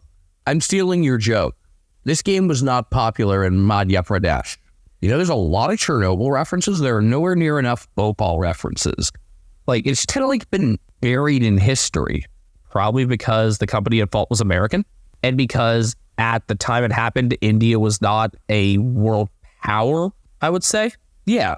But yes, this was the first Dow Derby, the first time they faced off against each other, and Paddy steadily won those one-on-ones, and you could tell he was really savoring the moment. Not expected to play while your brother was, and then getting the chance to match up directly on him. Yeah, Paddy won that one, and he won the day as a whole. I have not watched this game closely. I will go through it to help determine votes for our awards, but I'm not excited about it. The other games that I need to catch up on, I am much more excited about. All I really know about this game is that Daniel Rioli got the Ian Stewart medal, which should absolutely be named after the former Cubs and Rockies third baseman. Rather than the only player to win a Brownlow and a flag at multiple clubs? Yeah, but the perception of this game is nobody tackled anybody. How about the fewest tackles in a game since round 20 of 2006? Woo! See, here's what's funny. I think of Ross Ball, you would think with the same speed they would lay a bunch of tackles still. Oh, they have plenty of ability to lay tackles, and we've seen that from them at their best. Was this possibly on the Saints' part like a strategic move to avoid Marshall having to go up for stoppages against Toby Nankervis? Was it like, let's make Nankervis's impact in this game as minimal as possible, or was that just kind of like... I think it was just a byproduct of the Saints' tremendous ball control. Because... I like most of the backyard sports color commentators. Earl Grey is such a little shit. I don't know how many Australians will be able to get behind that, even with knowledge of the backyard games in the first place. Oh no, Australians absolutely get behind that because I'm ripping on a British guy. Ah, true, fuck the Palms. Marshall had a greater hit-out efficiency than Toby Nankervis and played better outside the ruck. He had 3 goals, which tied his career high. I thought the Ian Stewart medal was going to go his way, but Dan Rioli was a standout in terms of productivity and just time with the ball on a team that thoroughly got beaten. Reminds me of like Darcy Parish getting the Yayukin Award in a Dreamtime that Richmond handily won. I think of, and I know the coaches' votes didn't agree with us, and I get the feeling Brownlow votes will be totally different as well. But like GWS beating Port comfortably and me being adamant that Dan Houston was easily the best player on the ground. I remember this conversation. Yeah, I'm already looking forward to on Brownlow night, as much as I will complain about how things drag on and the pacing of the ceremony, like comparing our votes to the actual votes and getting mad about some and being proud of others where we get all 3 the same, and then seeing some where it's like, oh yeah, of course, they just cared about volume instead of, actually doing things. Or weighed fourth quarter performances way too highly like they probably will this week with giving Isaac Heaney 3 votes as the coaches gave him a perfect 10. Again, he was very good in that fourth quarter, but like the Chad Warner was Sydney's best player, and it was not close. He had the great fourth quarter and the great whole game, but tells you where this game is on the level of priority. If instead of talking about Tigers Saints, we're talking about the vote distribution from the game 2 nights earlier. This game started out pretty evenly, a 6-point margin at quarter time, thanks to Rowan Marshall. And Anthony Caminiti more involved in terms of forward play as well. I'm still very high on Caminiti, and Saints fans are too. I know he's been thrown in the back at times this year, but since Max King went down, you've seen more of him and Marshall and Tim Membry getting important forward time, and Membry still has so much to give. I remember we were wondering if he was on the way out, but in terms of what he can do on the ground, important in terms of ground ball gets and occupying defenders, and then still able to kick a few goals as well. Really good on a per touch impact. A lot of Saints are like that. Tim Membry is like that. Ronnie Burns is like that. I'd say Cooper Sharman is kind of like that too. Yeah, and honestly, this felt like a quieter one for Sharman in comparison, I think just because of how well he had done in prior weeks. This was more about Membry for me, and Membry did exploit Ben Miller a bit in this game as well. I thought Miller was a bit too reactionary. I am generally liking Miller's whole evolution. I am too. He's getting good on-the-job training, kind of experiencing the ups and downs of all of this. From a Richmond perspective, they tried to kick down the line a lot, and that was not working. The Saints read that well. The Tigers did respond with forward pressure and took away some of the uncontested play, but not enough to land a whole bunch of tackles. I mean, they had 27 for the game. The Saints, despite winning by 48, nearly doubling them up, had more tackles. They had 34. 34 tackles. Hey, there are plenty of games where the winning team has more tackles, so that's not a great argument. In an 8-goal game, though, where there's so much about ball control for the Saints. Now, maybe when you look at the disposal numbers, I feel like that's a better comparison than just who's winning. Fair enough. But speaking of that tackle count, the game that had the lower tackle count that we were talking about in 2006, that was a game in which 230 points were scored. It was Essendon 106 being defeated by Hawthorn 124. This game had 150 points. I feel like this is going to be the game that, like, during the off season, someone's going to go, like, I would even watch a Richmond St. Kilda game right now. Another big positive for Richmond that I want to make sure I touch on is Jacob Bauer, who hadn't gotten in yet this year, had been dealing with some injury, but had a good run in the twos that I thought could have gotten in a couple weeks ago. From that, he looks natural as a taller forward. He's 6'4", so not huge, but like medium to tall, and times entry into contests well, and I don't get why he was being trialed in the back at both levels, honestly. Hopefully, this will be a more defining AFL moment for him than his first game, in which he pulled his hamstring in the first 5 minutes. Adelaide 17-9, 111, defeating the Bulldogs 9-18-72. The Bulldogs still cannot string together, 4 good games in a row? In a way, I'm surprised because I thought the Crows might just be finished for the year other than giving a really good effort in Showdown. In a way, I'm not surprised that the Crows had one more where the hell did this come from? Like, where was this hiding all along game? Whoa! Where did that come from? Whoa! As the Bulldogs just had like a very Bulldogs disappointing game. Well, your disappointment, I know, and mine by proxy, started with analyzing the early matchups and seeing that Riley Philthorpe was put up against Buku Kamas. Now, we love Buku, our friend of a friend of the show, but I entered this game, and I talked about it in the pregame, as thinking about a Riley Philthorpe versus Rory Lobb matchup. You got this super physical ruck forward, and Lobb has shown an ability to take on those physical types. Instead, you go with someone who is much slighter of frame, and that's not the way to go. You know, some ruck forwards aren't able to cut it against more agile guys. Now, Philthorpe can just kind of outbody everybody, and so you needed Lobb on him, and that never happened. Buku would probably be considered stocky by South Sudanese standards, but compared to like everyone else on the skinnier side, I mean, O'Leary, pretty skinny dude. He's just super muscular. You can just notice the muscles everywhere. But yeah, that was a mistake. Somehow at one point, Bailey Dale ended up having to defend opposing tall forwards, which was especially perplexing considering how many talls the Bulldogs had. Also, Bailey Dale was really quiet other than that. And teams decided, like, yeah, let's have him try to defend Darcy Fogarty. When I thought Kamas on Fogarty would have been the much more natural matchup considering where Lobb should have played. Well, and who do you put on Taylor Walker? You're forgetting about him. Don't want to force Liam Jones into a more one-on-one job. Maybe pull back Darcy, or where would you have gone? I probably would have gone Buku for Walker. And Fogarty against whom? I'm not sure. I would have been okay with someone a little smaller against Fogarty because I think it's more important to focus on like taking away his movement. Because he can, set guys up as well as finish them. Instead, in this game, he mostly finished them. He ended up with 5. Happy 100.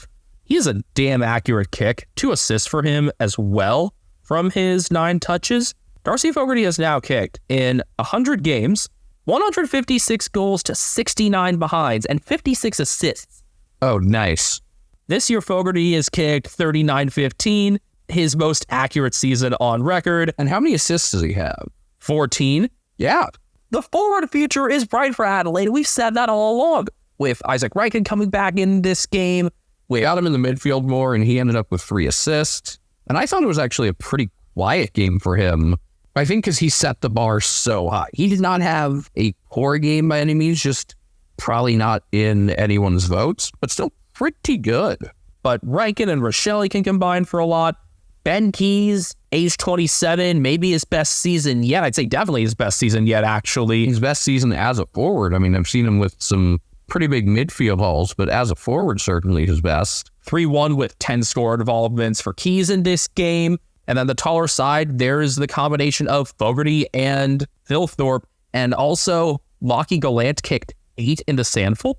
So here's the thing. As good as all those guys were, you could make an argument for so many other players to be the most important and best for the Crows. So while I will understandably call out the Bulldogs for a piss-poor performance in the spot where they really could have made some moves and set themselves up towards the top 4, Crows played a damn good game. I think Lockie Scholl has just been awesome this season. I think post-bye has taken things to another level, actually being seen in terms of the cleanliness with which he plays. Jordan Dawson does the long kicking through the middle. Scholl did more of it down the wing. And I thought the Crows actually employed a really good game plan. As much as I've been critical of their coaching, I will give credit. They didn't really employ a true wing. And sometimes they've gotten Luke Van Curvis out there some. He wasn't so much. He was actually pretty quiet in this game. But they had different players take turns moving the ball down the wing. And yeah, Scholl did some of that.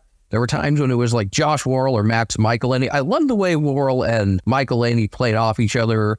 Jake Saligo was mostly in the middle, but even he did a little of it. Keys could get to the outside. In the middle, it was, Saligo was quite good, but I think it was really Matt Crouch and Rory Laird. This was definitely a game where both of them played with a purpose. We have just everyone kind of took turns flexing out to the wing and making an impact there. Dawson did it some, even though he's normally more towards the middle. Josh Rochelle got outside. Mark Keane did it. Mitch Hinge. And against an opponent that really doesn't do much on the wing, I think it was a really good time to exploit it. Well, Caleb Poulter and Bailey Williams are capable in their own right, and Poulter had a busier game, but also 9 turnovers. So I think they were capitalizing on his mistakes somewhat also. And yeah, the Bulldogs could use another strong winger, and that could be a real reason to get Riley Sanders back in on more of an outside job. I get the feeling to get someone like him or Harvey Gallagher back in. I know Gallagher had a pretty nice game down in the 2s. I get the feeling either Caleb Daniel gets dropped. Also, they could get Jack McRae back in there. I guess from a list standpoint, this loss could help them optimize their list a little. Axe swinging coming? I don't think so. I think it's 2 or 3 changes. But instead, I think they're just going to Daniel, who's done nothing wrong, probably get screwed out of this, or Riley Garcia, because he only had 9 tackles. He was something of a positive for them. Sam Darcy kicked 1-5, but should get credit for some of his marking and contested work. Just couldn't finish it off. Would you find that somewhat similar to Jamara's 2-6 game? No, I think Jamara's 2-6 game was a more positive full field impact. Whereas Darcy, it's if you're only going to impact the game of the forward 50, you need to finish him off. And he did not do that. The polished turd exists not so much to recognize guys who have great games and losing efforts that obviously get recognized, but a game like Lockie McNeil had in this, where he worked his ass off. He's a marginal player who made his case to continue to stay in the team, ended up with a couple of assists and a goal, 10 of his 16 disposals contested. But yeah, the midfield won this game for the Crows largely. Sam Barry started off huge, and then while he cooled off and didn't get as much of the ball, he did a good job making Marcus Bontempelli work for his, and Bont ended up having to go forward a couple times to get involved. Sort of game that makes you feel a lot better about the Crows' future, and you just wonder if it's about who's putting the pieces in place. Dan Curtin was pretty quiet for 3 quarters, but played his first full game and kicked his first career goal. How about goals? The Adelaide Crows are now 1-0 when Dan Curtin gets a full game with an average winning margin of 39 points. This is definitely one of those correlation and causation, not necessarily lining up things, but keep getting your guys games. I didn't like that Zach Taylor was down in the sub role. I didn't like that Billy Dowling was left out to make way for Rankin. Yes, down game for Dowling last week, but what good does having Lockie Murphy in over Billy Dowling do? I'm trying to think of who I would have left out. I don't know if it would have been Murphy. Yeah, or maybe it's always Murphy. Yeah. Could have also maybe done something with Hugh Bond, although I like that he got another chance, ended up doing an okay-ish job with Cody Waitman. You see, this is the whole thing. you're talking about getting the young guys time, and then you mentioned taking out Hugh Bond. Yeah. Get those guys, and even those who have played more steadily throughout the year, but just aren't normally in as prominent spots, like Sam Barry, get them into more prominent roles. Barry did get into a prominent role, and again, point taken exactly. Made life tough on Bond. You mentioned subs. Speaking of Bulldog subs, Aaron Naughton subbed out what they called managed. This was a good old "you suck" sub, which was only the second one the Dogs have had this year, because usually it's just they've made a lot of very confusing subs that, like, this is not because you performed poorly, it's just because this team is weird. And we usually just label those as tactical. Down game for Naughton. I don't think Nick Murray is necessarily a great defender. I think he did pretty well in this game. And I haven't mentioned one of the literal and figurative biggest piece in this game, Riley O'Brien. 58 hitouts with a ridiculous 22 advantage. Also 6 score launches. To do that against Tim English. I mean, English has really struggled in hitouts all year and was never necessarily a hitout machine. But good on O'Brien for making his hitouts productive, because if there's been a knock on him, remember, he got dropped a month or two ago for a couple games? Yeah, Kieran Strong getting opportunities. Despite the fact that he's like an aerospace engineering degree or something ridiculous like that. No, he's med. He's going to be a doctor once he finishes playing. Remember, we talked about him being more fit to do the concussion exams than Mark Fisher? Yes. And we're bringing that up again because Showdown's this coming week. But it's funny because, like, that's juxtaposed against, like, him not really playing in the ruck. Like, there's much thought to what he does at all. So it's a very funny combo. Yeah, this was one of his better games, and he was recognized towards the top of the coaches' votes as well. Yes, the Bulldogs had trouble kicking straight, as the score evidenced. They ended up with one more scoring shot than the Crows. But I thought the better team won this game. The Crows had better pressure. Bulldogs' pressure was really low throughout, which is weird considering the midfield pieces they have in particular, but there's only so much that Tom Liberatore can do. Well done, Crows. And in front of a pretty good crowd, too. Over 39,000 there for a Sunday nighter. Their official final home game, and knowing how Showdown ticketing works, I mean, they'll have 10 to 20% of the crowd next week.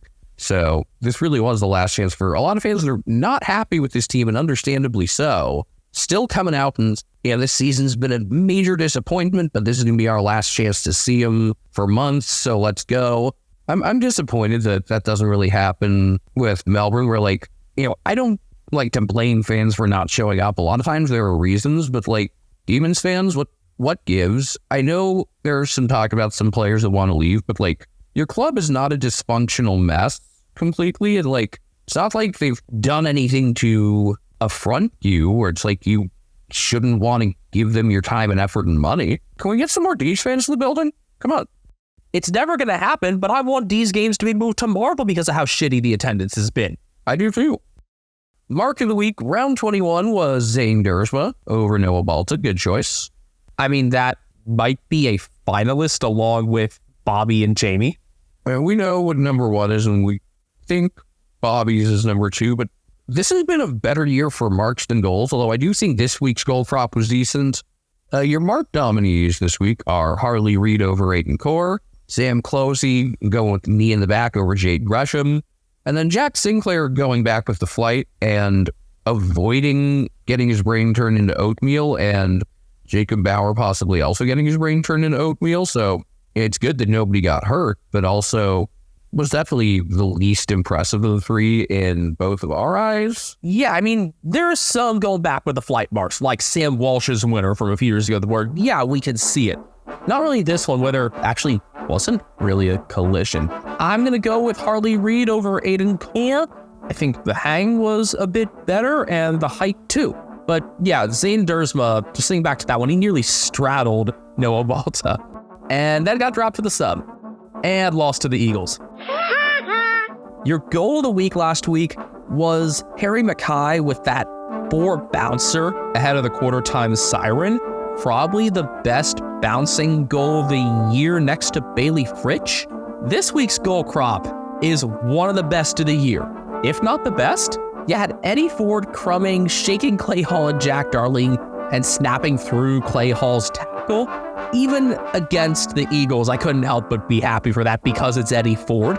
And Brian Myers, we talked about the freakish kick he put on from the right pocket after receiving from Jeremy Cameron. And Josh Weddle, I believe it was his first goal where he slammed it on the boot from 50 after picking up a Jesse Motlop handball. This is a very tough vote, and I could see any winning, but the most impressive kick was Brian Myers. And I mean, there is some bias here, but Brian Myers. You could totally make a case for Ford. Weddle's was really just the kick. Okay, and there's nothing wrong with a really impressive kick. Myers had some of that going for him too, but it was more about the location in terms of the depth of the pocket for Myers than sort of in the corner for Weddle, I think. I will say Weddle's would have made it through like very thin goalposts. Like arena football goalposts. But yeah, I gotta go Brian number 1, Eddie number 2, and Josh Weddle a perfectly acceptable number 3. Don't know what number 4 could have been. I know Hugo Ralph Smith had a nice one. And then, Soup, number 5. Ooh, good reference. Last week's main character was, unsurprisingly, Scott Pendlebury with the strong 400th game and the dramatic win. This week's winner, there is no vote required.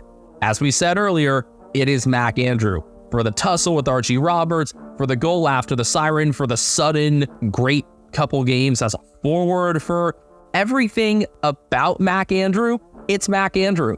Well done, Mac. We're on a bunch of social media channels. Look for Americans Watching the Footy or just at Americans Footy.